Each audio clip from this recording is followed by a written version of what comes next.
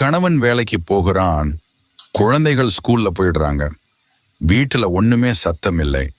அப்படி தனியாக நிக்கிற அந்த பெண்ணின் மனநிலை யாராவது ஒருத்தருக்கு கவனமே வருது. வெளியில எல்லாருக்கும் அவள் ஸ்ட்ராங் மாதிரி தெரியும். ஆனா உள்ள ஒரே தனிமை. அவள் நிம்மதியா உட்காரலாம், ஓயலாம். ஆனா அவளின் மனசு அப்படி ஓடாது.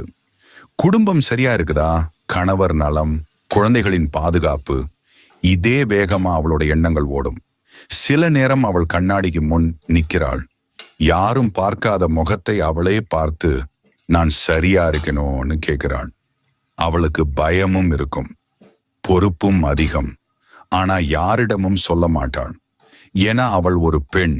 இந்த குடும்பம் சாயாம இருக்கணும்னு அவள் தன்னையே மறந்து போய் போராடுறாள்.